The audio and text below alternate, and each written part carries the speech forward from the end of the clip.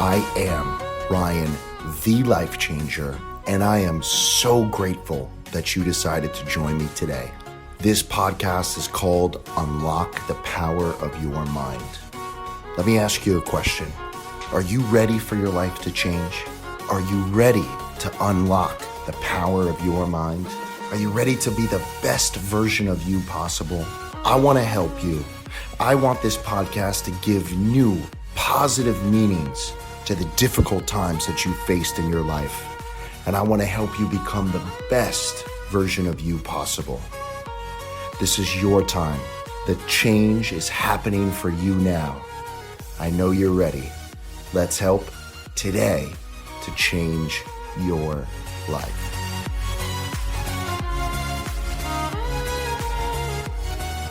All right, ladies and gentlemen, thank you so very much for joining me for another episode of Unlock the Power of Your Mind. Ladies and gentlemen, I have a guest with me here today that is going to blow your mind in his background and how he is able to provide to us some life-changing strategies and techniques in the technology-filled world that we live in today. So I want to introduce to you Robert Plotkin. He is the founder of Technology for Mindfulness. Robert, how are you today, my friend? I'm doing great, Ryan. Thanks so much for having me. Absolutely. So I know that the listeners are going to hear just quite the unique background that you have in a lot of different fields, and how you were able to kind of bring them all together to help us out with the power of technology and how we can use it to serve us. Share with the listeners a little bit about your early childhood and background and kind of how you got into the field that you work in today. Yeah, I mean, I've been immersed in technology pretty much my whole life. I love computers and technology. You can't keep me away from them. I started programming when I was about 10 years old. You know, as a kid, we had a couple of computers in our school. They were TRS-80s back around 1980 or so, for anyone who might remember those. We learned how to program in BASIC, and I just loved it and got hooked and just started voraciously, teaching myself how to do it. There was no internet then, so it was from books and magazines. Fast forward, I ended up going to MIT, studying computer science there, and then went to law school and have been a patent attorney for over 20 years, focusing on helping high-tech companies and inventors get legal protection for computer technology. So I just live and breathe technology. But in the early years, I remember that when I would sit down to write, whether it was writing code or just doing other writing at a computer, I felt like a computer was a great tool for helping me stay focused. Now that may sound shocking to people who've never had that experience, if you've only come to use technology in the last 10, 20 years with all the distractions of smartphones and social media. But, if you think back to the day when a computer wasn't connected to the internet, when it couldn't multitask, but when you sat down to write, for example, you just saw a blank screen with a cursor on it. You couldn't switch between applications. You weren't getting messages or pop-ups or anything coming at you. I found it was really, really a great focus-enhancing tool, and I have a lot of great memories of being in that zone of creativity and productivity, writing, and then doing other kinds of creative and productive work. And that continued on to when I became a lawyer in my professional career, but that started changing in the 90s, with the internet. First, very gradually through email, and then high-speed internet, and then, of course, mobile devices where you'd have the internet on your body at all times. And I just found it was getting harder and harder for me to stay focused and to concentrate, both for my work where I needed to do this for clients. As a patent lawyer, I need to be able to sit down for hours at a time and focus. And I just found that being harder and harder to do. And, this was a tool, a computer, and then smartphones, all kinds of technology that I really loved. And I was finding I had to increasingly fight against it. But that insight that it felt like fighting, and that it felt like when my smartphone would beep at me, it felt like getting attacked. That helped me draw on another set of experiences and backgrounds I had, which is training in martial arts. About the same time I started diving into computers, I started studying karate as a kid. And I've stuck with that my whole life in one form or another. I've left it for periods of time and I've always come back to it. And, I remember a few years ago feeling like, wow, it just feels like this smartphone is throwing punches at me all day.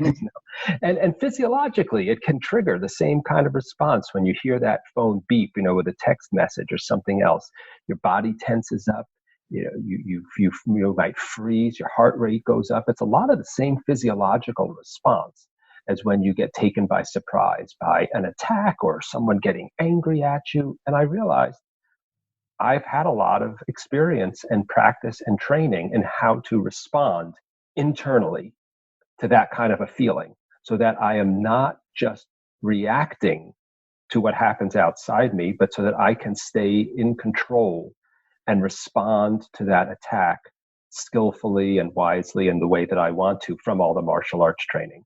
So, I've tried to condense this, but that's how my combination of backgrounds has come together. And through technology for mindfulness, I provide people with a lot of different tips, strategies, new kinds of practices they can engage in to develop new habits for responding to technology, again, so that they are in control. And I've done this through the course that we've launched called Tap into Mindfulness, which is a series of guided exercises that you do with your smartphone to really unlearn your existing instinctive ways of reacting to it and rebuild new habits that let you intentionally take control over how you use your smartphone. Awesome. So you touched on something very important that I want to unpack for the listeners for a second, which is the attack, the technology attack. And it's a tremendous point, and I don't know if the listeners sometimes are consciously aware of it. So let's take it back for a second. In our caveman days, when we would get attacked by a wild creature, or we were hungry and we needed to get food, or any of the basic human emotions, our body would release certain neurotransmitters and have certain biochemical reactions internally when that happened. What I don't think people realize today, and it's what you so beautifully touched on, is the same thing can happen with our smartphone, right? Absolutely. Absolutely. And I'm not trying to be a conspiracy theorist here, but they're designed to do that. It's not an accident. Right. Yeah, the devices and the apps, particularly things like social media, all kinds of messaging, but also games, and the way that news media is conveyed. It's all designed specifically to tap into those very primitive parts of your brain that respond with a fight or flight or freeze type of response at a very low level. And that's why very often, if you've had the experience, and I'm sure people listening can all relate to having the experience of feeling like the phone is controlling you, or like you've gotten sucked in against your will to social media, Facebook, or something else for a long period of time, and then you emerge out of it, you kind of wake up and you feel like, oh, that I was acting automatically. Well, in a sense you were, because the technology was tapping into parts of your brain that respond automatically and instinctively, because we were evolved that way to protect ourselves, just as you said. Now, of course, the phone is not actually a life-threatening. Uh, it's not threatening our lives in the way that a tiger is, but it can feel to our brains and our bodies a lot like it is. Also, I mean, sometimes the phone triggers gives a positive stimuli. It's not all negative. There can be things that are very attractive about the phone that are also triggering our very deep primitive need for social connection or for love or just for excitement and joy and pleasure. The technology taps into both sides of those things. And it's not that any of that is inherently bad or wrong. It's just that the technology is so powerful at it and so constant now that I think it's led a lot of us to have an experience that's imbalanced. There's nothing wrong with getting that hit of dopamine, but when you're getting it for 2 hours straight, it can be unhealthy. And the same thing with that fear response. there's nothing wrong with stress. In fact, science tells us now that there's an optimum level of stress. If you want to be productive and efficient and accomplish things, some degree of stress can be helpful. But Absolutely. too much is unhealthy. It's all about balance, and we've lost that balance now with technology. And I think the only way we're going to get it back is by paying attention to what our experience is, and working on redeveloping our habits, so that we are shaping our experience and our actions instead of just being led by the nose by technology. Sure. Yeah, absolutely. And so, what I'd love for the listeners to take away from our conversation today is ways that they can start using technology instead of either consciously or unconsciously having technology use them. So, share with the listeners a little bit about some tips and tricks and strategies that they can learn from you on how they can start to use technology to serve them and to help them throughout their day, as opposed to getting used by it. Yeah, I'll give some very practical pointers, but let me just start with something that one of my martial arts teachers many years used to say, which has always stuck with me, because it's very analogous to the kinds of ways we can change how we interact with technology. He said, it's better to block than to get hit, right? Someone throws a punch, better to block it than to get hit in the face. Better to move out of the way than to block. Okay, if you can slide out of the way of that punch, you don't run the risk of getting hit. You don't have to block with your arm and hurt your arm. Better to move out of the way than to block. Better not to be there in the first place than to move out of the way. That's the Love it. Yes, for sure. Simple, but accurate. There's the founder of the main style of karate that I study, Shotokan. People revere him as a great master. It's Gichin Funakoshi. But if you read his works, he says things like, if you really want to operate at a high level, don't walk in dangerous neighborhoods at night. True. Okay. He gives very practical examples about how not to get yourself into situations where you have to use any of your fighting skill. So analogously with technology, don't have your phone in your bedroom at night. Don't have your phone at the dinner table or at meals with friends and family. Just don't have it around you at certain times, so that you don't have to resist the temptation to use it. It's just not there tempting you. It can be hard to do, but I found that with some practice, you can do it. Again, it's not about abstinence or giving up the technology entirely. It's about finding certain times, places, and situations where you choose ahead of time not to have it near you, so that you don't have to resist. And one reason that's very valuable is that, let's say you've got your phone near you and you get a notification. It pops up, you look, and you, quote, successfully resist swiping on it. You've still used a little bit of your time and a little bit of your willpower to have to resist that urge. It's a drain on your brain. It might be small, but multiply that by 50, 100, 200 times a day. Is that really how you want to spend your precious life and mind energy? So it can be very valuable to just choose times and places and experiment with what works for you when you're not going to have technology around you or when it's going to be turned off. Let me stop you there real quick, yeah. Robert, because I'm in complete alignment with you. Why is it important to not check your phone and either right before you go to bed or when you wake up in the morning? Can you talk about the power of the brain waves and where they're at relative to how the phone can influence us the most at those times? Yeah. Now, look, I'm not a neuroscientist. I can speak from my own experience and from what I know generally about things like sleep. And it's coincidentally one of the senior students in the karate school I was in for a long time was a sleep researcher.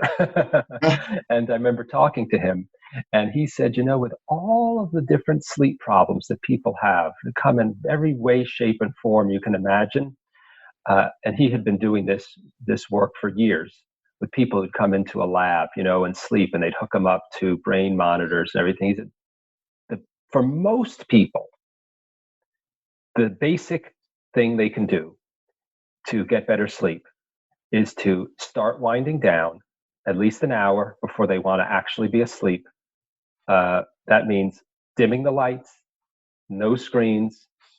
For most people, probably not even reading. Gradually start getting your body into that sleep mode rather than try to do it all at once, meaning staying fully active in some way, bright lights on, and then turn them off and expect your body and mind to switch somehow immediately into sleep. Again, think about evolution. It's not how we were evolved. The sun goes down gradually. Most humans were stopping doing their hunting and gathering and anything else, and we're lying down gradually, letting their body move into that sleep mode. So that's one reason not to check your phone. Uh, Even more importantly, if you do check your phone, there will almost right before you go to bed. Let's say you feel, I just need to check it to make sure there's no emergency or something else that I need to attend to before I go to sleep. I'll tell you, 99 times out of 100, even if there's no emergency, there's something you will see that will amp up your metabolism a little bit. New email, text message, news article, update of some kind, whatever it is, it'll amp you up a little bit, make it that much harder to go to sleep.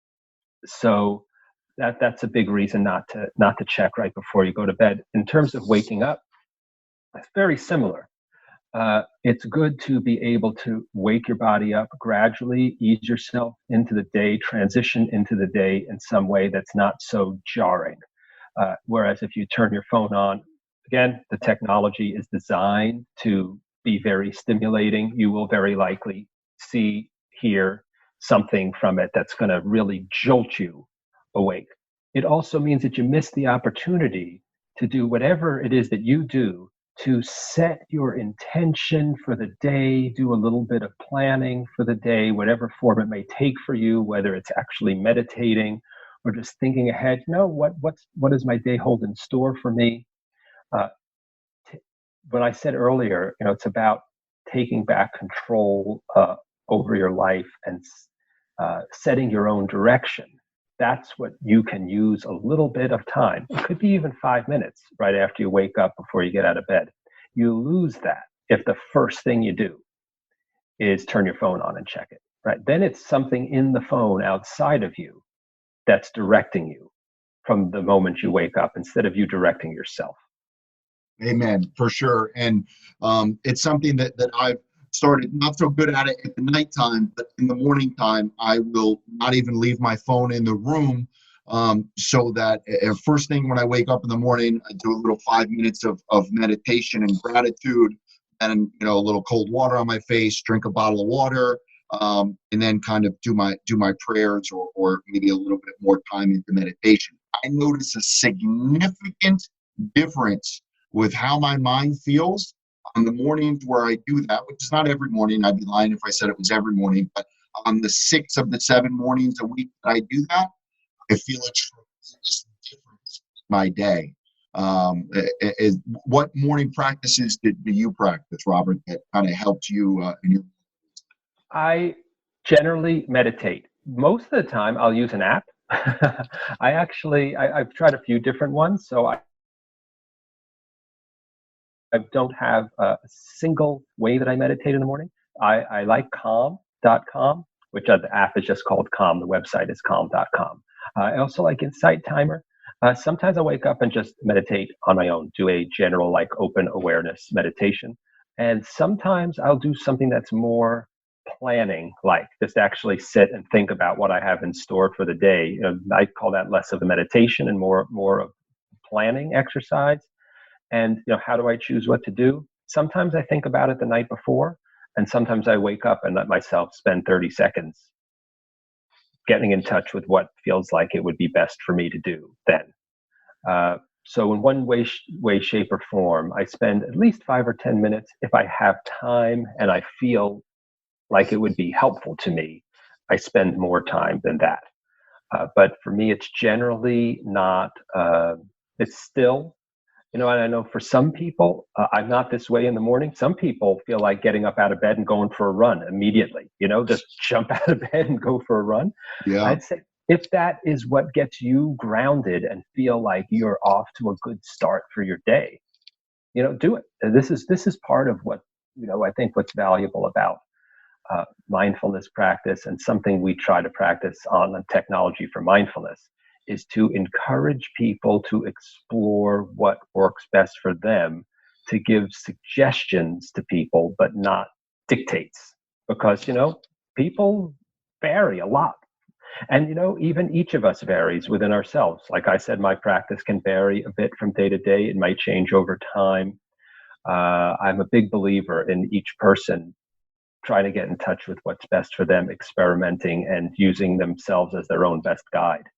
Absolutely. Yeah. And starting somewhere, starting today and starting somewhere. So if you can only do it for 5 minutes, ladies and gentlemen, do it for 5 minutes. If you can do it for 10, do it for 10. If you can last the whole 30, awesome. When I first started doing it, I couldn't last for more than 5 minutes without my brain going all over the place. But definitely want to encourage you, ladies and gentlemen, to listen to Robert's advice here and, think about making those changes before you go to bed, and definitely first thing in the morning. So let's move on now. Throughout the day, the phone is going off, but we need our phone for business. Obviously, with your experience as being a lawyer, I'm sure when your clients wanted to get in touch with you, they wanted to get in touch with you now.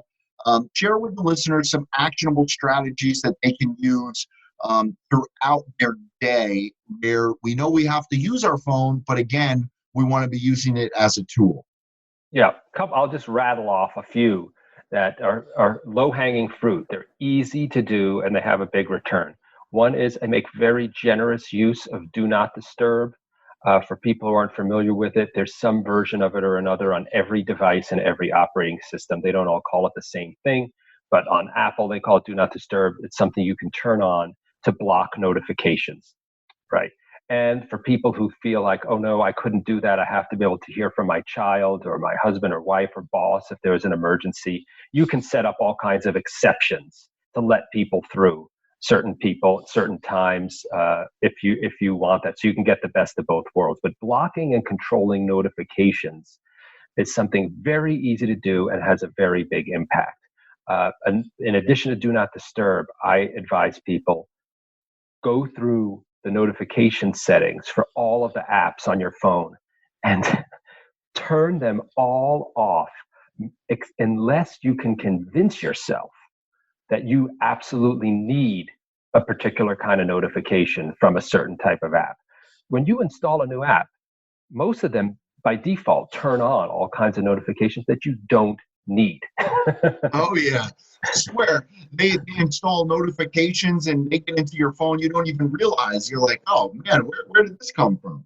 Yeah, you don't need them. So, I'm kind of a weather junkie. I like checking the weather a lot, but I've gone in and turned off everything I think except tornado warnings from my weather app.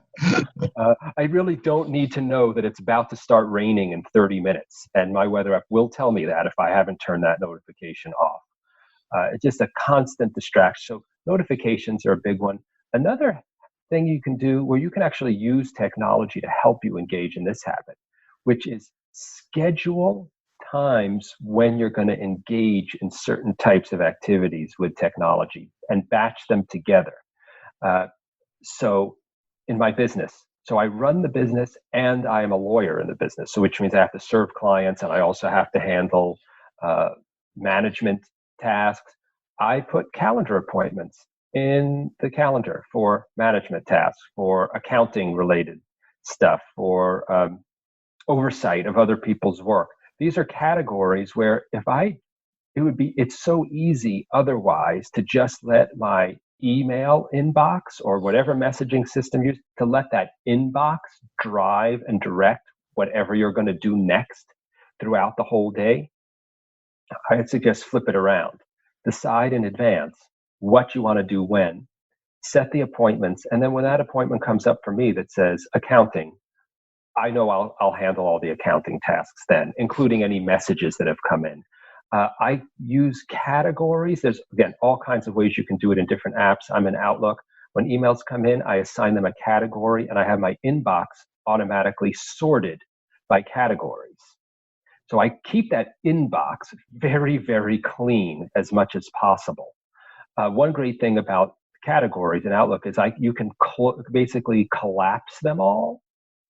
so that when you have a certain category collapse, like I have the main inbox collapsed most of the time, which means if I'm looking at my accounting categories of emails, that main inbox isn't staring at me. I can't see what's in it. I don't see new messages arriving, so I'm not tempted by them. Mm.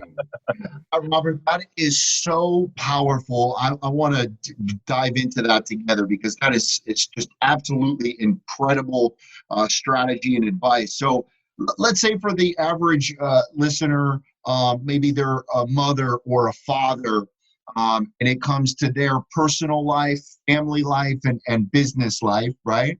What actionable strategies do you have for them on how they can separate the three, yet make sure they're doing what it is that they need to do? Should they be setting like alarms on their phone, or relative to the category? Or let's Yeah, explore that because that's powerful advice. it is. And, one thing I'll say about this is you have to make sure not to overdo it, right? It's all balance. You can set so many categories that then managing the categories and the appointments becomes more of a hassle and more stressful than the hassle and stress that it saves.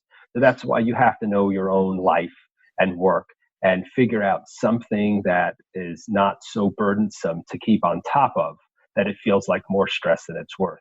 But when you mentioned managing personal and business, these days, it's very easy to have separate accounts. Again, you don't want to have too many of them. I'm not saying have 15 email accounts, but if you have, at the very least, a work and a personal account, that's small amount, but that can make a big difference. So that when you're living your personal life, you're not seeing work messages come in. All the major operating systems make it very easy to do things like hide one account and then re-show it whenever you want to see it again. In the old days, that was a much more challenging thing to do.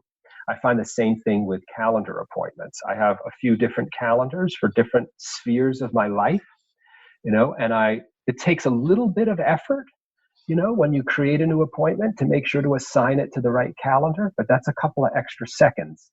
And then it means that if it's the weekend and I don't want to see my work appointments, I go into the calendar and I tell it to hide the work calendar. And then for the whole rest of the weekend, when I look at that calendar, I'm not seeing work appointments. Yeah, that's incredible, Robert. I have never heard somebody break it down like that before.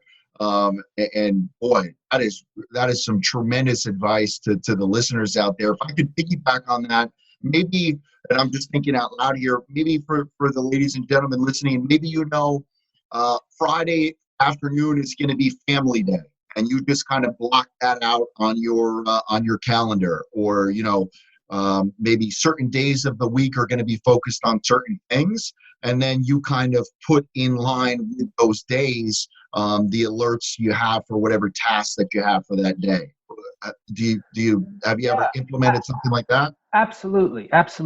Personally, I find that just seeing something like that on the calendar in advance, like if it's today's Tuesday and I look at the calendar and I'm feeling stressed out, oh, I know I've got these personal things to do. When is it going to happen? And I look, oh, I see, I've scheduled time on Thursday afternoon for that. Gives me a little feeling of relief, like, oh yeah, it's going to happen. I've set aside time. When that time comes, the calendar will remind me so I won't forget.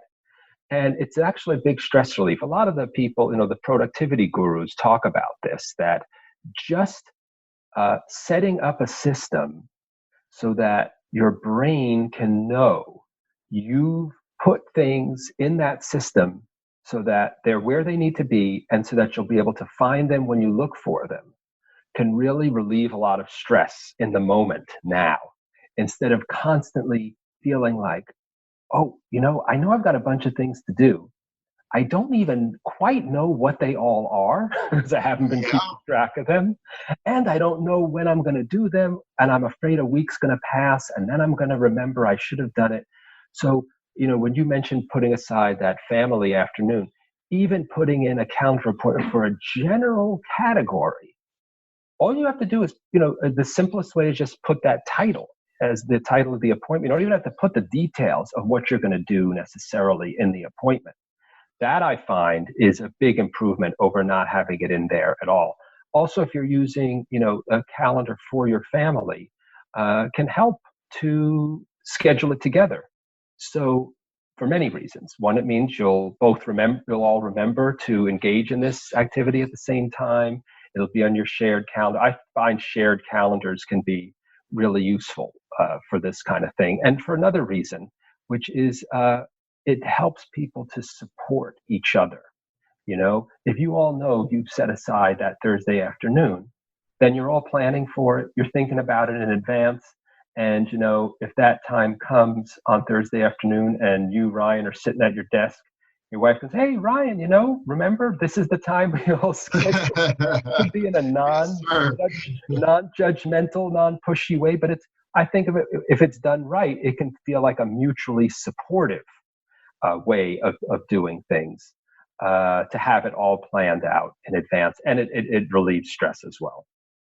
Absolutely. Very well said. So share with the listeners, I know you have a podcast, your website, and your blog, which is an incredible wealth of information.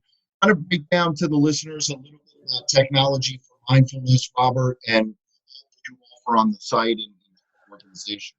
Yeah, so we've got a blog it's very much focused on practical tips for using technology mindfully. It gives reviews and descriptions of meditation apps and all kinds of other apps and new kinds of habits and tips like the ones I've given you now. We've got a podcast, so very much like yours right here. I interview experts from all kinds of fields, and one thing I've really enjoyed about it is we have people from every walk of life. We've got traditional Buddhist meditation teachers. We've got people at app companies developing mindfulness apps. We've got anthropologists, sociologists. We've got professors. We've got parents who have worked on ways to parent kids in the digital age. I mean, people from neuroscientists. Every walk of life, because I think the challenges we face with technology do really require us to bring in all of these different types of experience and knowledge. And the last thing I mentioned is we have the course Tap into Mindfulness, which, as I mentioned earlier, is a series of exercises that you can practice. It's not an app. You don't need to buy any new technology or download anything onto your phone. I can actually lead you through an example of one, and your listeners can do it just right while they're listening. Just don't do it while you're driving, please. Yeah, sure. If you could walk us through it real quick, that'd be great. Yeah, very quickly. So wake up your phone. And I always like to say, this is like Simon Says, so pay very carefully to what I'm saying. I want you to think of an app that often really sucks you into it. Might be Facebook or Twitter, or for me, it's email. Maybe I'm a little old-fashioned, or text messages. Well, I don't know what it is for you, Ryan. Do you mind sharing? Instagram. Instagram. Okay, great. So this is where you need to listen carefully to the instructions. Don't move your hand or your finger yet. Find that app. You may need to scroll to it. Slowly move your finger towards the icon on the screen, and then stop your finger just before it touches the screen. So now your finger is hovering over the icon. And now the exercise is to pay attention to what you're feeling. What are you feeling in your body? Is your chest tightening maybe? Are you feeling your palms sweating? Is your breath change? It's very common for people's breath to just stop now. I don't know, Ryan, if you want to share any. Yeah, absolutely. Yeah, I'll share with the listeners. So full vulnerability, because that's how I am in every episode. Where I struggle, Robert, is I use Instagram as a business tool as well as a personal tool. And so for my business, I need to be very active and engaged with the listener, with the people that follow me and messages. If somebody is having an issue placing an order, whatever the case may be. And so a lot of times I know in my mind, I'll justify going to Instagram for business, and I will very easily end up switching over to my personal account. And then before you know it, I look at my clock and 45 minutes has gone by, and I say, man, where did I just lose all that time? So it's not even like I went there for a good reason initially, and then somewhere along the line got distracted. Yeah. So this exercise, in the course, we go through it a lot more detail. We ask you to pay attention to your bodily sensations, like the breath, to your thoughts. You can now pause and pay attention. Do you have any thoughts going through your mind? Any desire to go check what's on Instagram? Are you thinking about what you do while you were there? Do you have any feelings like anticipation or maybe some irritability or fear or excitement? Spend a lot of time. So and then when you're done, you pull your finger away without tapping on the icon. There's a lot of aspects to this, but let me just point out two. One of them is its way of training yourself to actually pay attention to your internal experience and your intentions, your thoughts and feelings while you're in the process of going towards that app, because most of us normally aren't aware of what our experience is. We're having that experience, but we're not aware of it. So we're practicing learning about what's going on for us. But second, we're practicing physically pausing your finger before it touches the screen. That's very important. Very important. And you can do what I call rep training. Just like you do in the gym with the dumbbell curls. You can take your finger, move it towards the icon, stop, pull it away. Get your finger, move it towards the icon, stop, pull it away. Do it 20, 30 times. You can do it 30 times in a minute. What that is intended to do, keep practicing this a couple of times a day for a week or 2 weeks, is to drill into you that ability to pause. And then I'd ask you to try it out and see, when you do that for practice, then when the time comes when you instinctively go to tap on Instagram, see if you pause, because the habit that you practiced is kicked in. Yeah, for sure. I need to pause and think, am I going here because I really need to do for business, or am I going here because I'm looking for the dopamine hit to see how many people like the picture on my personal page? Yeah, and that's what the exercise intended to do. It's intended to create that opportunity for you to pause and reflect on what you're doing so you can make a more conscious, intentional decision. And that's where the taking back control over how you interact with your phone comes into play. So the name of the course is Tap into Mindfulness. There's 10 exercises like this, all from different perspectives.